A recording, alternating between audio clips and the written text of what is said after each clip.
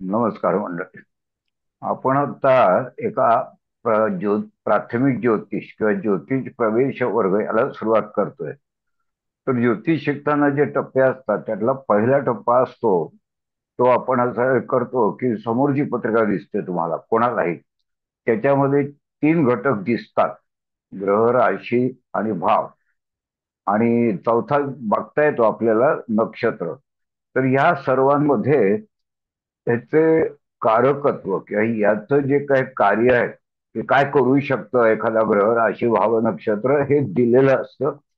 एक भाग असा आहे की ही कारकत्व सर्व मान्य आहेत बहुतांशी. एखाद दोन अपवाद सोडले किंवा काही जर थोडेसे मतभिन्नता सोडली तर सर्व ग्रंथांमध्ये, इंटरनेटच्या सर्व साईट्समध्ये किंवा ज्योतिर्विदांमध्ये त्यावर एकवाक्यता आहे की त्यांची कारकत्व सर्व मान्य आहेत. उदाहरणार्थ, संततीचा कारक गुरु आहे हे जगमान्य आहे. पितृकारक रवी आहे, जगमान्य आहे.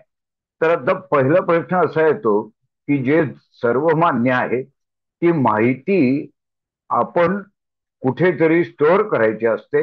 कारण ती प्रत्यक्षामध्ये सुद्धा ग्रंथांमध्ये, इंटरनेटवर एका ठिकाणी स्टोअर केलेली असते. तर स्टोअर केलेली कोणीही त्याला टॅप करू शकतं. तो पहिला टप्पा आहे. तर आता कुठलाही नौखा असू दे किंवा नावाजलेला असू दे, त्याला ही एक माहितीची जी काही साठा आहे तो वापरायचा आहे. तर म्हणून आपण हा क्लास असं स्वच्छ शब्दात म्हटलंय की ज्यांना प्रारंभापासून ज्योतिष शिकायचे आहे, हा, सूत्रबद्ध शिकायचं आहे, हे फार महत्वाचं आहे. आणि त्याचा वापर करायचा आहे, म्हणजे शिकण्यामध्ये वापर योग्यता आपण इंट्रोड्यूस करणार आहोत. कटाक्षाने बघणार आहोत की तुम्ही जे शिकताय ते वापरता आलंच पाहिजे, ताबडतोब वापरता आलं पाहिजे आणि सहज वापरता आलं पाहिजे. मला गोंधळ नाही होता कामा. आणि इतरांना प्रचिती द्यायची आहे. प्रचिती नाही आली तर आपल्या विद्वत्तेला तसा काही अर्थ नसतो. आता जे नावाजलेले आहेत त्यांना सुद्धा माहितीचा साठा असला तरी ही सूत्रबद्धता त्यांना खूप जास्त उपयोगाची आहे. मग पहिलं असं आहे की ग्रह, राशी, भाव, नक्षत्रे यांचे अचूक, म्हणजे त्यात कुठेही गोंधळ असेल तो आम्ही तुम्हाला दूर करून देऊ. एक उदाहरण सांगतो. काही ठिकाणी, काही ग्रंथांमध्ये तुम्हाला असं आढळेल की हाडांचा कारक शनी म्हटलाय. काही ठिकाणी तुम्हाला रक्ताचा कारक मंगळ असे उल्लेख आढळतील. काही ठिकाणी शिकायला सुद्धा तसं मिळेल. तर आम्ही तुम्हाला ज्या त्रुटी आहेत किंवा ज्या थोड्याशा विसंगती आहेत, सर्वमान्य आहेत त्या गोष्टी, त्यात ज्या थोड्या त्रुटी आहेत त्या आम्ही दुरुस्त करू. आम्ही त्याची कारण सांगू आणि म्हणून याचे अचूक अनुभवसिद्ध कारकत्व शिकवले जाईल. अर्थात शिकवत तुम्हाला काही लक्षात नाही ठेवायचं आहे.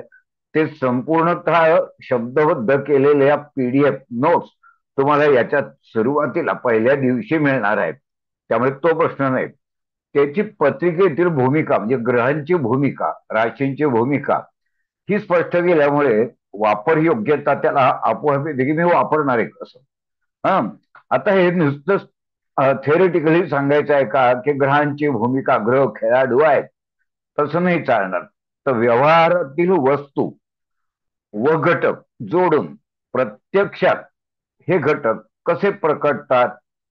म्हणजे तुम्ही बागेत गेलात तर तुम्हाला वस्तू दिसतात, त्या कुठल्या राशीच्या प्रभावाखाली असतात का, एखादी गोष्ट, एखादी प्रक्रिया ग्रहाची असते का, बरोबर. तर हे सगळं वस्तू आणि यांच्याशी जोडून शिकवू म्हणजे तुम्हाला वापर योग्यता आपोआप आली.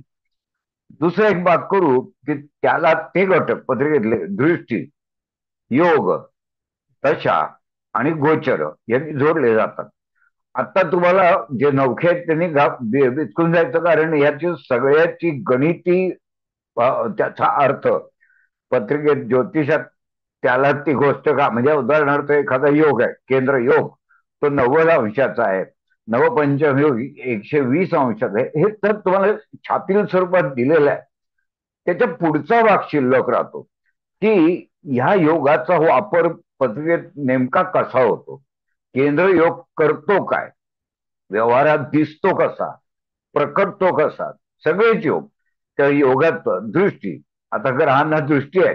आता गुरुला 5वी, 7वी, 9वी हे गणित प्रत्यक्षात शिकवणार, छापून देणार.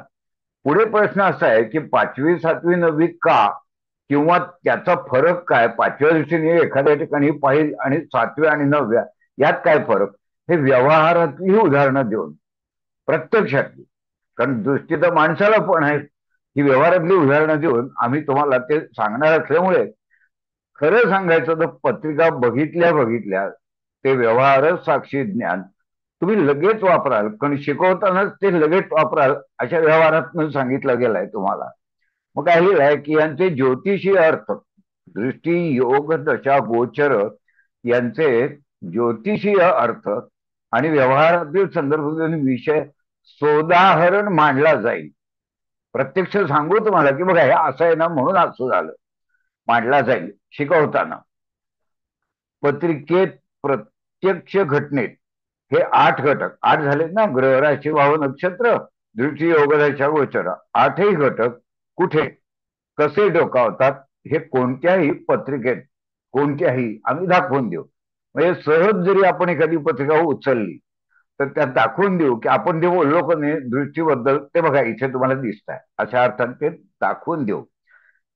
पत्रिका बघण्याची प्रक्रिया सांगू, म्हणजे तुम्हाला माहिती मिळाली ती एका ठिकाणी साठवली आहे. तुम्हाला माहिती आहे की डेटा बँक, डेटाला खूप महत्व आहे आजकाल, प्रचंड डेटा आहे. त्यातलं खरी गंमत तिथे आहे की आत्ता ह्या क्षणी मी उचलायचा कसा, प्रचंड मोठा आहे. याचा जसा फायदा आहे तसं त्याचं नुकसान सुद्धा आहे की तो गोंधळाला कारणीभूत ठरू शकतो. म्हणून डेटा स्वच्छ नीटनेटका सूत्रबद्ध असला पाहिजे, म्हणजे त्याचं स्टोरेज आहे ते तसं असलं पाहिजे, आणि तो कुठे कसा उचलायचा ह्याचं तंत्र, त्याला आम्ही पत्रिका बघण्याची प्रक्रिया असं सांगतोय. काय कराल सुरुवातीला, कुठून सुरुवात कराल हे सगळं सांगणार आहोत. बरं सांगितलं तर ते दुसऱ्या पत्रिकेत बदलायचं का, तर नाही.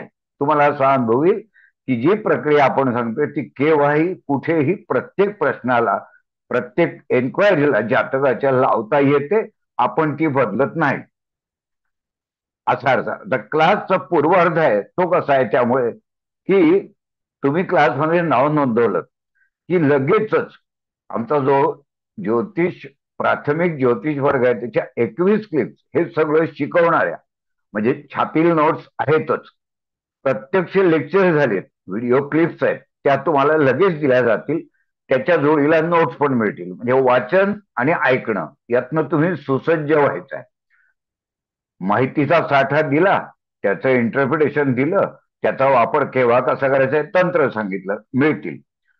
मग काय होईल की तुम्ही पद्धतशीर सूत्रबद्ध अभ्यास सुरू करायचा.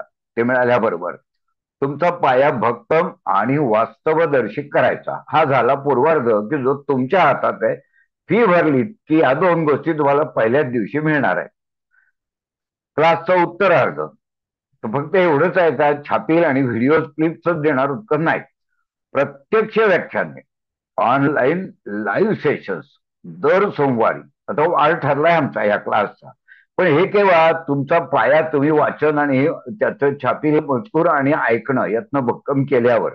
दर सोमवारी सायंकाळी 7:15ला सुरू होतील. अशी किती लेक्चर्स आहेत, 12. बरोबर. आता ह्यात काय होईल की तुम्ही जे वाचलाय, तुम्ही जे ऐकलाय, आम्ही जे आश्वासन दिलाय की प्रोटोकॉल सांगू, तंत्र सांगू, तुम्हाला कळेल की आता मी कुठला नियम वापरायला पाहिजे आणि का वापरायला पाहिजे.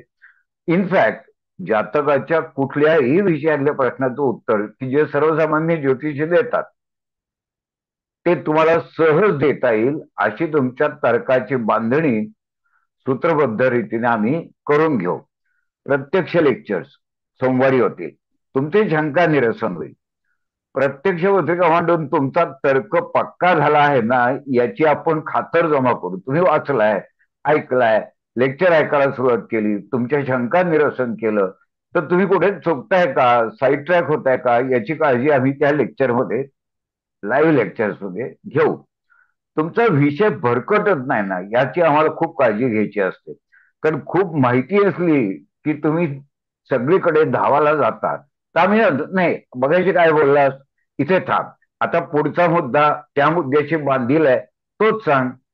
बरोबर ना. ओळख करून द्यायची विषयाची, आता माझी ओळख करून द्यायची, तुम्ही नाव जसं नाव सांगेन, क्वालिफिकेशन सांगेन, मी कुठे राहतो ते सांगेन, मी कुठे नोकरी करतो ते सांगेन, कार्यक्षेत्र सांगेन. असं होईल का की मी वजन सांगेन दुसऱ्या वाक्यात? नाही. मग पत्रिकेत सुद्धा असंच आहे की जो मुद्दा पकडलाय, जो तुमच्या प्रश्नाशी पहिला संबंधित आहे, स्टार्टिंग पॉइंट आहे, तिथून दुसरा मुद्दा तू लांबचा का सांगितलास असं आम्ही तुम्हाला वास्तवदर्शी तुम्हाला करता येईल का, तुम्हाला भडकटू देणार नाही. याचे प्रात्यक्षिक म्हणजे हे 12 सेशन, याच्यात हे केलं जाईल. या सर्व क्लिप्स म्हणजे लक्षात ठेवा, 21 मिळालेत तुम्हाला. या 12 क्लिप्सचं शूटिंग होणार आहे, त्या सुद्धा आमच्या चॅनलवर ऍड होतील. म्हणजे तुम्हाला एकूण किती क्लिप मिळाल्या? 21 अधिक 12 अशा 33 क्लिप मिळाल्या. म्हणजे ज्योतिषशास्त्रात समजण्यासारखं, आत्मसात करण्यासारखं, वापरण्यासारखं प्रत्येक मुद्दा आम्ही कव्हर करणार आहोत. आणि याचीही काळजी घेणार आहोत की तुम्हाला तो आला ना, तुम्ही तो वापरताना तुम्ही भरकटत नाही ना, याची काळजी सुद्धा आम्हीच घेणार आहोत. आणि त्याच्यामुळे तुम्हाला 3 महिन्यात, म्हणजे 12 लेक्चर झाल्यावरच्या 3 महिन्यात तुम्ही इतके चांगले ज्योतिषी व्हाल की तुम्ही अचंबित व्हाल की 15-20 वर्ष ज्योतिष प्रॅक्टिस करणाऱ्या माणसाला जे येतं त्याच्याही पेक्षा लवकर, त्याच्याही पेक्षा प्रभावी तुम्ही सहज सांगता. आणि मग तुम्ही प्रॅक्टिस करायची असते, प्रॅक्टिस करून तुम्ही तर्क समृद्ध आणि अनुभव समृद्ध व्हायचं असतं. पण तुम्हाला इतकं स्ट्रॉंग फाउंडेशन दिलंय की ही गोष्ट तुमच्याकडे लोक येतात, त्यांना उपाय सुद्धा आपण सांगू शकतो. त्याही काही क्लिप्स आहेत, त्याही आम्ही तुम्हाला खाली बघा दिलाय बघा की विशेष विभाग, ग्रहांची प्रतीके सांगून त्यांचा विशिष्ट प्रसंगी कसा वापर करावा याचे उल्लेख होते. म्हणजे तुम्ही असं आहे का की भविष्य कथन केलं आणि आता उपाय काहीच सांगितले नाहीत, त्याला वाऱ्यावर सोडलं, असं नाही आपण करणार. आणि म्हणून अर्थात त्या आमच्या वेबसाईटवर अनेक प्रकारच्या क्लिप्स, अनेक रोगांवरचे उपाय, अनेक तऱ्हेचे व्यवहारातल्या समस्यांवर उपाय तुम्हाला अत्यल्प किमतीत तसेही अवेलेबल आहेत. त्यामुळे तुम्हाला ज्योतिष नव्याने शिकायचं आहे, त्याचा अतिशय तर्कनिष्ठ, वास्तवदर्शी, वैज्ञानिक असा प्रारंभ करा. कारण हा विषय, हा विचारधारेचा म्हणजे थॉट प्रोसेसचा विषय. विचार चुकला, लॉजिकचं सुरुवात चुकली की सगळं बोंबललं. त्यावेळेस ज्योतिष शिकण्याची सुरुवात ही परफेक्ट व्हायला लागते. ती परफेक्ट करून देण्यासाठी आम्ही हा क्लास सर्वांसाठी काढतोय. तुम्ही कितीही वर्ष ज्योतिष करत असाल, तुम्ही जर गोंधळत असाल, तर तुमच्यासाठी हा क्लास नक्की आहे, याची खात्री आम्ही देतो. आणि म्हणून सर्वांनी याचा विचार करावा. आता त्याचं बुकिंग झालेलं आहे, सुरू झालंय, अनेकांनी त्यात नाव नोंदवलेलं आहे.